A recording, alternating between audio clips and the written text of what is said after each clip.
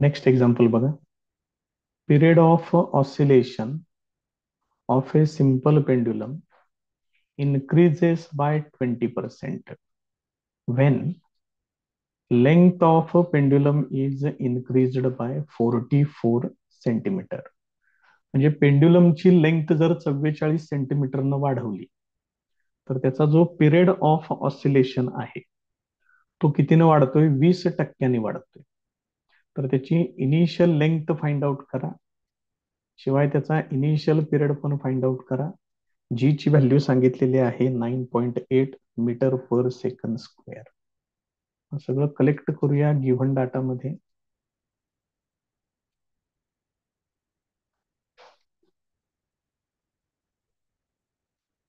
काय दिलेलं आहे बघा. पिरियड ऑफ ऑसिलेशन 20% वाढतो म्हणून सांगितलंय.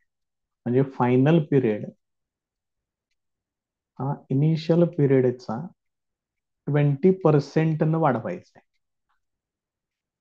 इनिशियल पिरियडच्या 20% म्हणजे 20/100 टाइम्स T1 घ्यावं लागेल. हे जर तुम्ही सोडवलं तर 120/100 टाइम्स T1 येते. म्हणजेच हे किती होणार? 1.2 टाइम्स T1 ही T2 ची व्हॅल्यू येणार. लेंथ किती झालेली आहे बघा बरं त्याची. L2 equal to L1 plus 44 centimetre सांगितलंय, त्याचं मीटर मध्ये कन्व्हर्शन करतोय. 0.44 म्हणजे ही व्हॅल्यू सुद्धा मीटर मध्ये येईल. त्यांनी विचारले काय काय. इनिशियल लेंथ काढा म्हटलंय, म्हणजे L1 विचारले. त्यानंतर इनिशियल पिरियड पण फाइंड आउट करा म्हटलंय, म्हणजे T1 विचारले. जी ची व्हॅल्यू त्यांनी दिलेली आहे 9.8 मीटर पर सेकंड स्क्वेअर. आता बघूया आपण आता हे कशा पद्धतीने सोडवायचे. हे सगळं गिव्हन डाटा सगळं कलेक्ट केलेलं आहे. पुढचा सेक्शन घेतोय फॉर्म्युला अँड कॅल्क्युलेशन्स.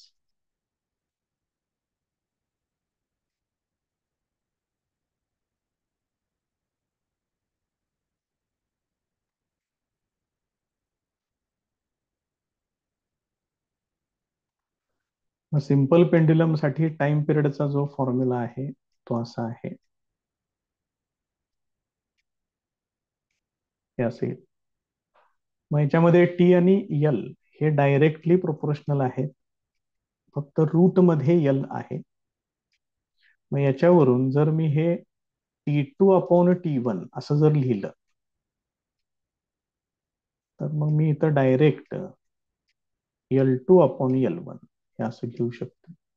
मग याच्यामध्ये व्हॅल्यूज वापरूया.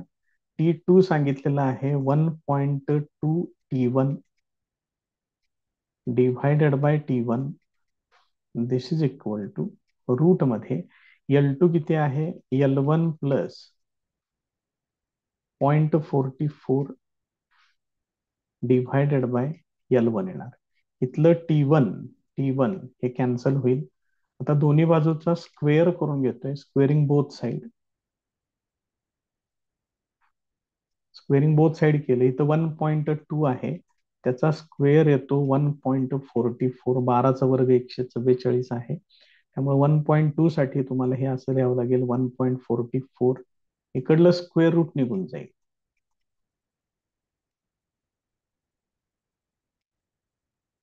हे असेल. हे L1 इकडे घेतोय, म्हणजे होणार 1.44 L1.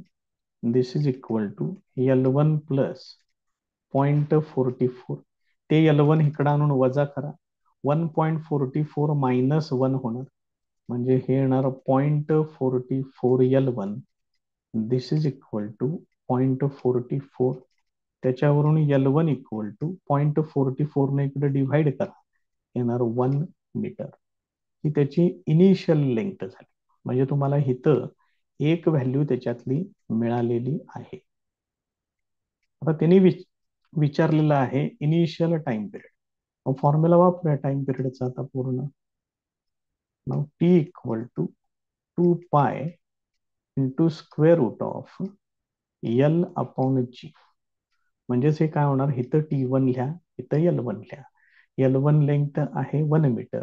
बाकीच्या व्हॅल्यू सगळ्या वापरून घ्यायच्या. 2 into 3.142 into square root of L1 ची व्हॅल्यू 1 आहे, जी ची व्हॅल्यू आहे 9.8. आता मात्र हे जरा काळजीपूर्वक सोडवावं लागेल. दिसते सोपं कॅल्क्युलेशन, पण काम करावं लागेल याच्यात.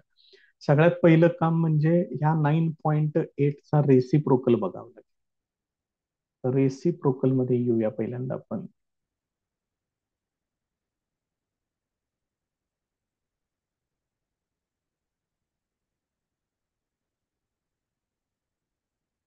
रेसिप्रोकल मध्ये 9.8चा रेसिप्रोकल पाहिजे मला. तो इथं आहे बघा, शेवट या ठिकाणी.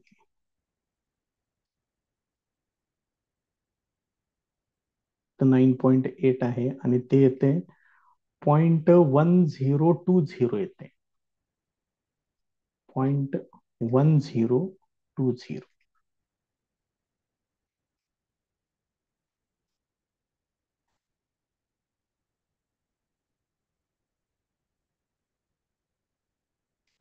0.1020.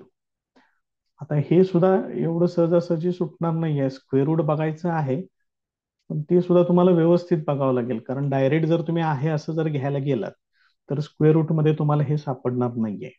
अजून एक काम करून घेऊया, या दोघांचा गुणाकार पण इथल्या इथं आवरून घेऊया. किती होते बघा बरं, 6.284 हे येणार.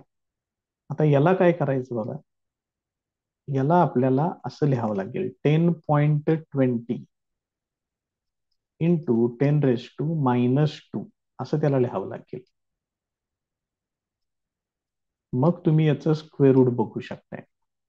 मग 10.20 आता परत स्क्वेअर रूट मध्ये गेलं पाहिजे.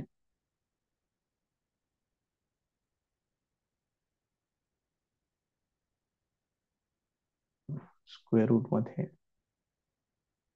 10.20, मग इथं 10 आहे, 10चा 2 मध्ये म्हणजे किती येणार आहे, 3.194 येणार.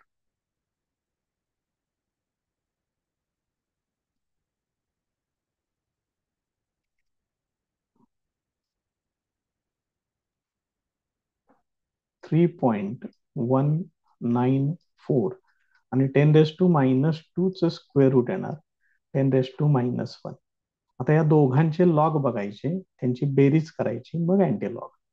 या पद्धतीनं प्रोसेस करावी लागेल. मग 6.284 आता लॉग मध्ये जायचं आहे आपल्याला.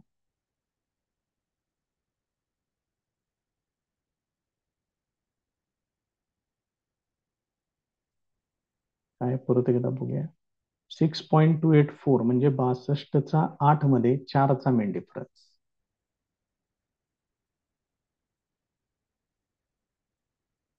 62चा 8 मध्ये 4चा मेन डिफरन्स. तर एवढा आहे, म्हणजे हे किती येणार आता, 7983 येणार.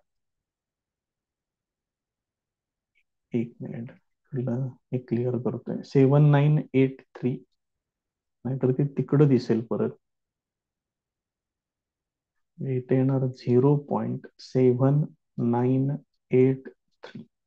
आता आहे 3.194, त्याचा येणार 0.31चा 9 मध्ये 4चा मिनिट. 31 9 मध्ये 4चा मिनिट. तो इथे आहे 50 38 आणि 6 50 44 येणार.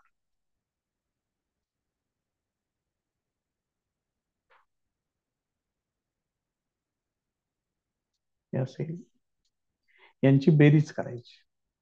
मग हे येणार 7 8 आणि 4 12 2 हातचा 1 9 आणि 1 10 0 हातचा 1 7 आणि 5 12 आणि 1 13 हातचा 1 हे असेल 1.3027 आहे.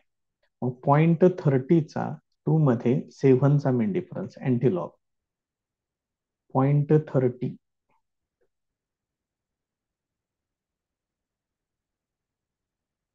0.30चा 2 मध्ये 7चा मेन डिफरन्स. 7चा मेन डिफरन्स इथं आहे 3. मग 2 2007 येणार आहेत sir. 2007.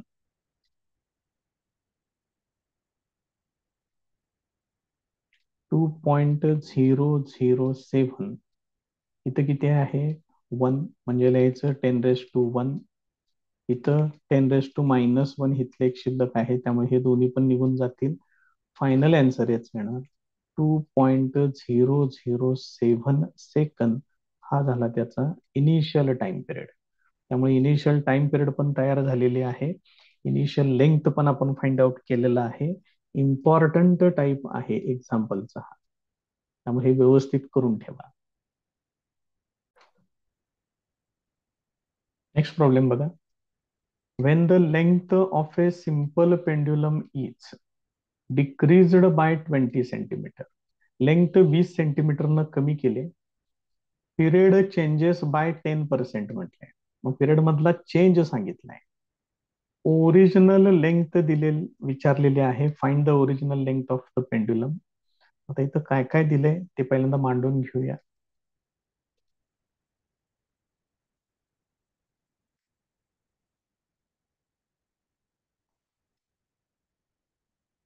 Given data, length decrease केले म्हणून सांगितलंय. L2 equal to L1 minus 20 centimetre म्हटले, म्हणजेच 0.2. आता इथं लेंथ त्यांनी डिक्रीज केले. आता टाइम पिरियड आणि लेंथ हे कसले प्रोपोर्शनल आहे त्याच्यामध्ये ते माहिती आहे तुम्हाला.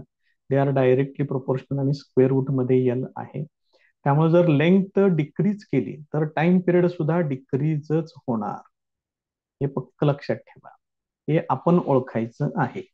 त्यांनी पिरियड डिक्रीजेस म्हटलेलं नाही, पिरियड चेंजेस बाय म्हटले. मग चेंज म्हणजे प्लस पण असू शकते, मायनस पण असू शकते. इथं टाइम आणि square root of length directly proportional आहे. त्यामुळे जर तुम्ही लेंथ डिक्रीज केली तर तुम्हाला टाइम पिरियड सुद्धा डिक्रीजच करावा लागेल.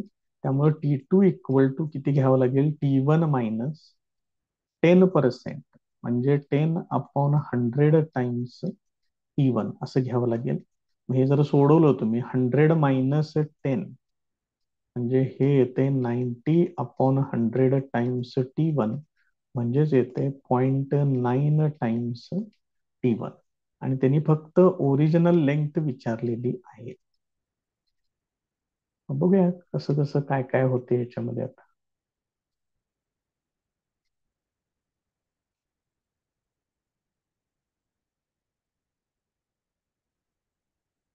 Formula and calculations.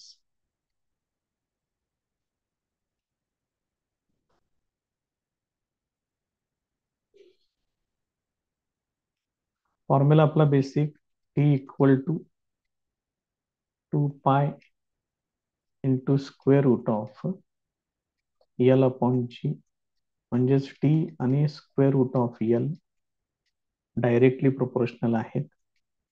त्यामुळे जर तुम्ही इथं T2/T1 लिहिलं तर तुम्हाला इथं लिहावं लागेल L2/L1 आणि त्याला स्क्वेअर रूटच्या आतमध्ये टाकावं लागेल. आता याच्यामध्ये ज्या व्हॅल्यूज आपल्याला माहिती आहेत त्या आपण वापरूया. T2 आहे 0.9 T1 divided by T1. This is equal to square root of L2 एवढं सांगितलेलं आहे, L1 minus 0.2 totally divided by L1. आता हे सोडवायचं आहे. हे T1 ला T1 कॅन्सल होईल, त्याचा स्क्वेअर केला पाहिजे. मग 0.9 चा स्क्वेअर केला की तो येतो 0.81. याचा स्क्वेअर केला की हे स्क्वेअर रूट तेवढं निघून जाईल, हे असेल. त्यानंतर हे L1 इकडे घेतोय 0.81 times L1. This is equal to L1 minus 0.2 येणार. मग आता हे मायनस 0.2 इकडे घेतोय आणि 0.81 L1 राईट साईडला पाठवतोय, हे असेल. म्हणजेच हे किती होणार बघा, 0.2 81 आणि 1 आहे तर 81 आणि 9 म्हणजे ते होणार 90 आणि पुढचे 10 म्हणजे इथे येणार 0.19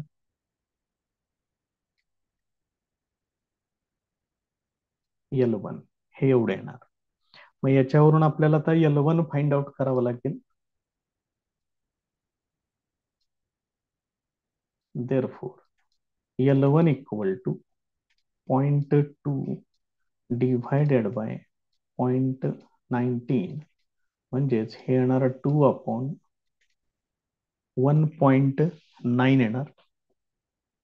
आता 19चा पाढा आला तर जरा बरं होईल. बघूया मग आता पाड्यावरनं सोडूया त्याला. 20/19 असं करून घेतोय. म्हणजे मग आपल्याला 19चा पाढा आपल्याला इझिली याच्यामध्ये वापरता येईल. 19 एक्के 19 होणार. एक शिल्लक राहील, त्याचं होणार 10, म्हणजे ते येणार 0. त्याच्यानंतर 10चे होणार 100. 19 5 95 होणार. म्हणजे परत किती शिल्लक राहतील? 5 शिल्लक राहतील. परत एकदा बघा, काही चुकायला नको. 19 एक्के 19 उरला 1, त्याचं होणार 10, 0 बरोबर आहे. 19 5 95, 5 येणार ना शिल्लक. मग आता 19 एक्के 19, 19 दुने 38, 2चाच भाग लागेल फक्त. पुढे जाताच येणार नाही. 57 होणार त्याचं. हे मीटर मध्ये येणार, म्हणजेच सेंटीमीटर मध्ये एवढं होणार. हे त्याचं final answer. Next problem. Calculate the length of a second pendulum at a place where G equal to 9.81 metre per second square. Simple problem आहे, फक्त कॅल्क्युलेशन तेवढं करावं लागेल.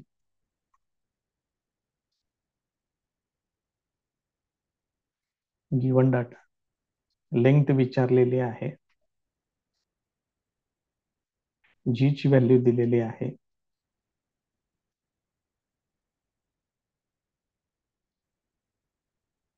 त्यानंतर तो सेकंड पेंडुलम आहे असं सांगितलेलं आहे त्याने. त्यामुळे डायरेक्ट आपण सेकंड पेंडुलम साठी लेंथचा जो फॉर्म्युला आहे तो यूज करायचा आहे.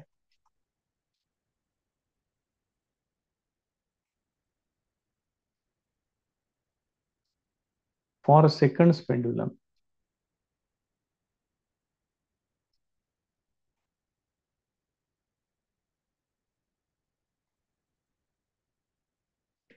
L equal to G upon pi square. मग जी ची व्हॅल्यू त्यांनी दिलेली आहे 9.81 आणि पायचा स्क्वेअर येतो 9.872. आता हे एवढं आपल्याला लॉगनं सोडवावं लागेल. मग 9.81 म्हणजे 98चा 1 मध्ये लॉग बघायचा.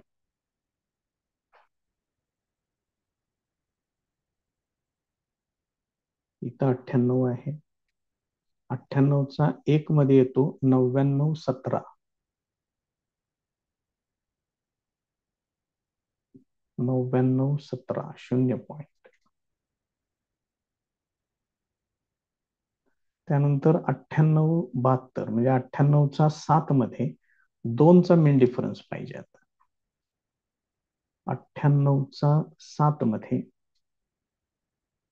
इथं 98, हे 3 झालं, हे 6 झालं, 7 मध्ये आणि कितीचा मेन डिफरन्स आहे? 2चा मेन डिफरन्स आहे. 2चा मेन डिफरन्स हित आहे. मग 9944 येणार.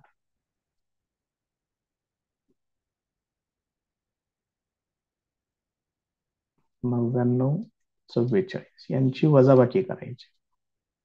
हे किती होणार? 3 4 आणि 7 11. हात झाला 1, 10 आणि 9 19. हात झाले 1, 10 आणि 9 19. हातचा येणार 1, इथे येणार 12. आता हे होणार 0.99चा 7 मध्ये 3चा मेन डिफरन्स. अँटीलॉग बघायचा आहे आता. 0.99 7 मध्ये इथं 3 झाले, 3 आणि 3 6 हित आहे 7 मध्ये, आणि 3चा मेन डिफरन्स. 3चा मेन डिफरन्स आहे 7. मग 99 31 आणि 7 99 38 होणार त्याचं.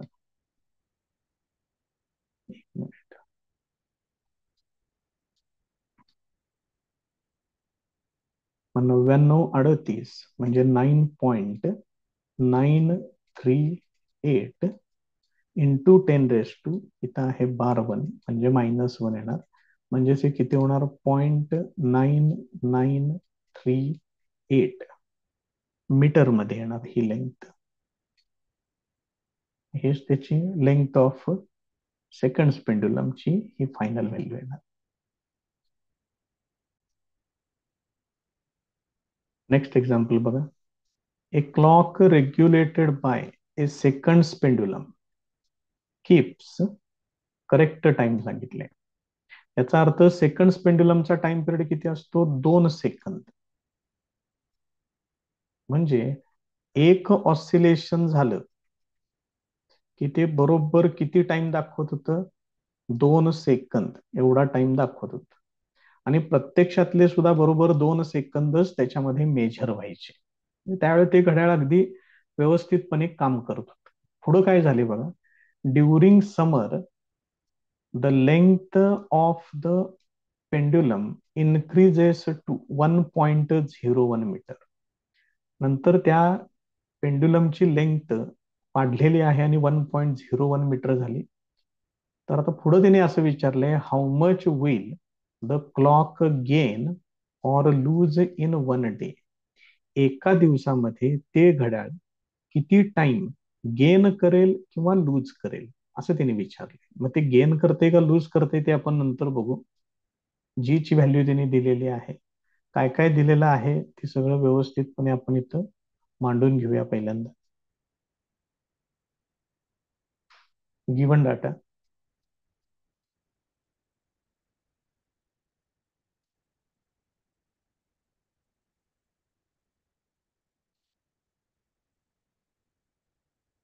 सुरुवातीला ते सेकंड पेंड्युलम आहे म्हणून सांगितले, म्हणजे 2 सेकंद त्याचा सुरुवातीचा टाइम पिरियड होता.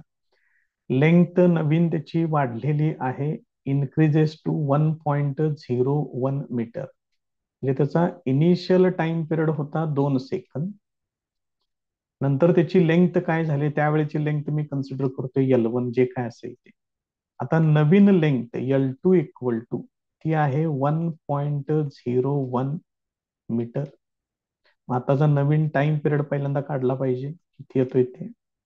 त्यानंतर जी ची value 9.8 metre per second square. मग ते क्लॉक टाइम लूज करेल का गेन करेल ते आपल्याला ठरवायचं आहे अजून.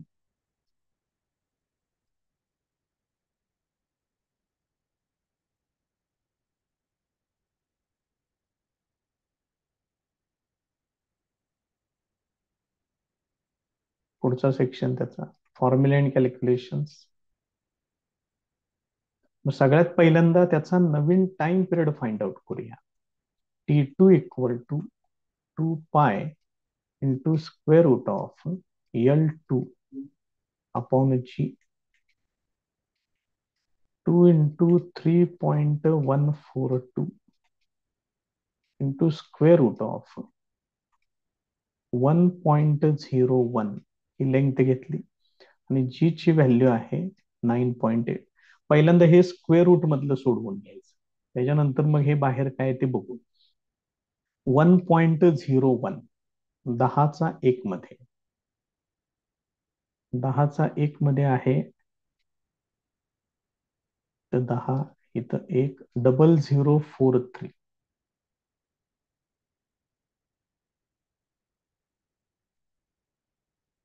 0043 0.98चा 99 बारा आहे. यांची वजाबाकी करायची आहे. 1 4 मधून 1 गेले 3, 9 आणि 1 10.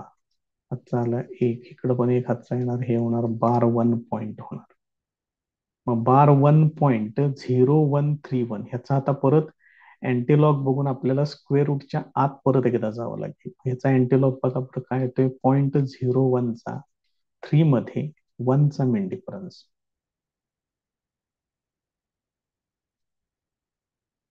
0.01चा 3 मध्ये 1चा मेन डिफरन्स, तो 0 आहे मेन डिफरन्स. 1030 येणार.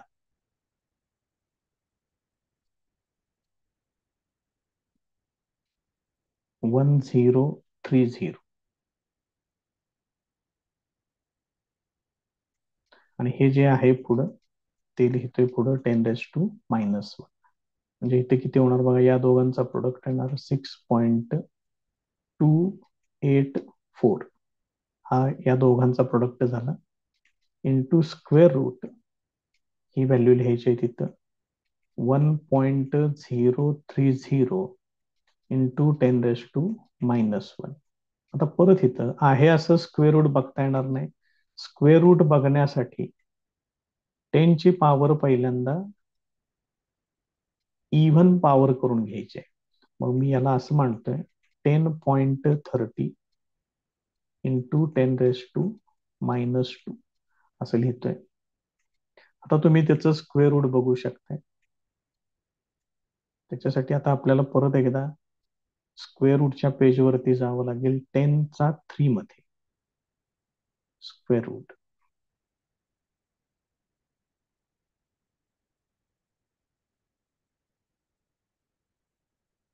10⁻³ मध्ये पाहिजे. इथं 10 आहे, 3 मध्ये ते येणार 3.209 येणार.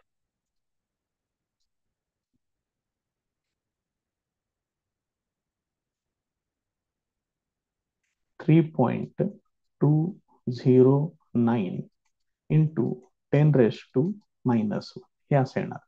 आता परत या दोघांचे लॉग बघितले पाहिजे. त्याचं काय काय होणार बघा, 62चा 8 मध्ये 4चा मेन डिफरन्स, 62 8 मध्ये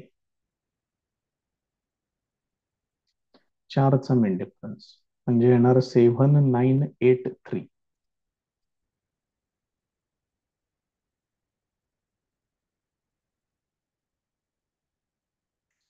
7983 आणि 3.209 म्हणजे 32चा 0 मध्ये 9चा मेन डिफरन्स. 32चा 0 मध्ये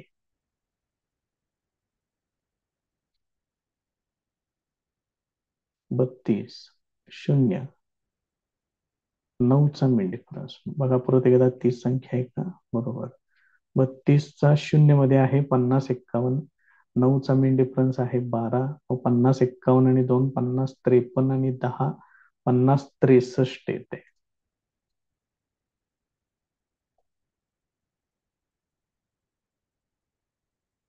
5063. या दोघांची बेरीज करायची. 6 1404 हाताला 1 9 आणि 1 10 हाताला 1 7 आणि 5 12 आणि 1 1303 हाताला 1 हे असेल. आता याचा घ्यायचा अँटीलॉग 0.30चा 4 मध्ये 6चा मेन डिफरन्स. 0.30 हित आहे 4 मध्ये 6चा मेन डिफरन्स म्हणजे येणार 2017 येणार.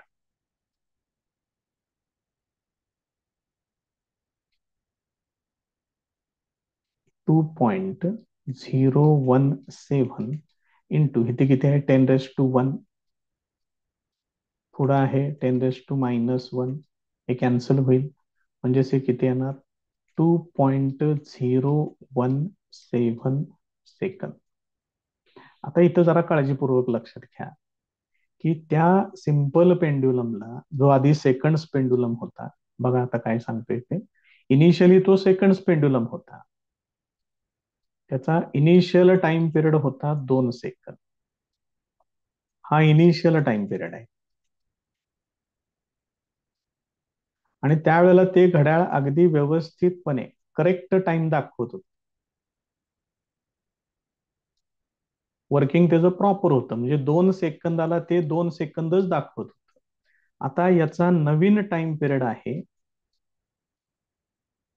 2.017 सेकंद. म्हणजे याच्या एका ऑसिलेशनला वेळ लागणार एवढा. पण ते मेजर किती करणार? It measures 2 second only. कारण ते घड्याळ कसं डिझाईन केलंय, एक ऑसिलेशन म्हणजे 2 सेकंद. मग घड्याळ मेजर करताना 2 सेकंद मेजर करते, मात्र प्रत्यक्ष त्याला ऑसिलेशनला वेळ किती लागतो? 2.01 सेकंद. म्हणजे 2.01 सेकंद झाल्यानंतर ते किती दाखवते? 2 सेकंद दाखवते. म्हणजे किती वेळ ते दाखवत नाही, हे वरचं 0.017 सेकंद ते मेजर करत नाही. म्हणजे इथं काय होते बघा, इन 2.017 clock loses 0.017 सेकंद. प्रत्येक 2.017 सेकंदामध्ये एवढा टाइम ते मेजरच करत नाही. मग एका दिवसात त्यांनी विचारले, देअर फोर इन 1 डे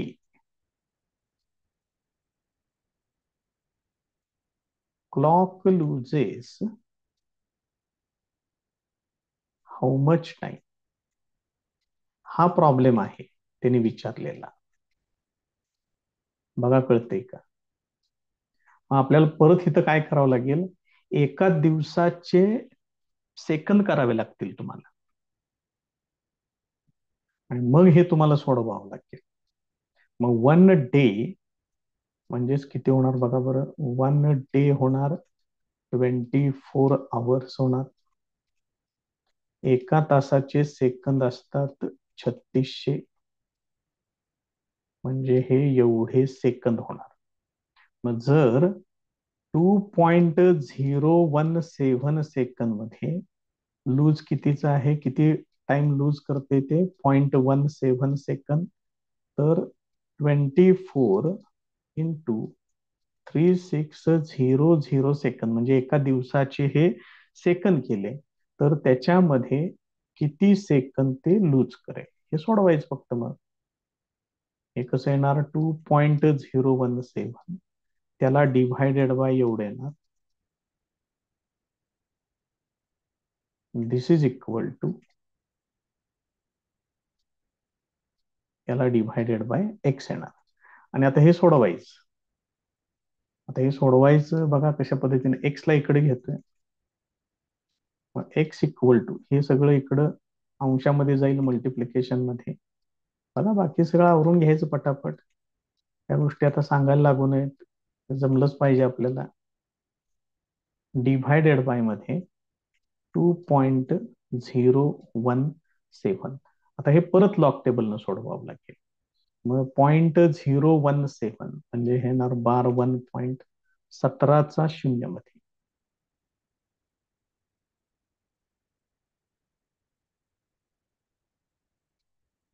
17 त्याचा 0 मध्ये येणार 2304.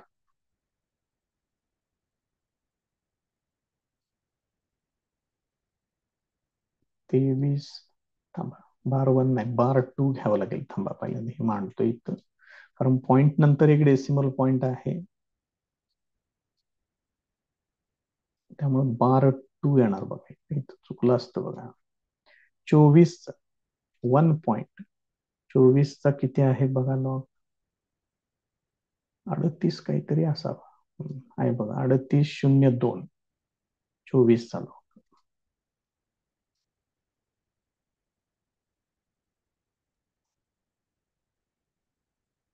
3600 ते येणार 3.36चा 0 मध्ये तो आहे 5563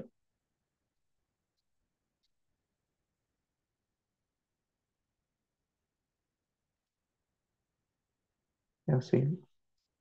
यांची बेरीज करा. 3, 5, 9, इथं 6 आहे असंच. 5 आणि 8 13, 13 आणि 3 1606, चला 1, 5 आणि 1 6, 9, 11, 1 चला 1. इथं होणार 3 आणि 2 5, 5 वजा 2, किंवा 1 आणि 1 2 वजा 2 ते 0 झाले. इथे येणार 3 पॉइंट येणार. आता हे 2.017 आहे, त्याचा लॉग ह्याच्यातून वजा करावा लागेल. 20चा 1 मध्ये 7चा मेन डिफरन्स, 20 1 आणि 7चा मेन डिफरन्स हे किती होणार बघा, 30 32 आणि 5, 30 37 आणि 10, 30 47 होते.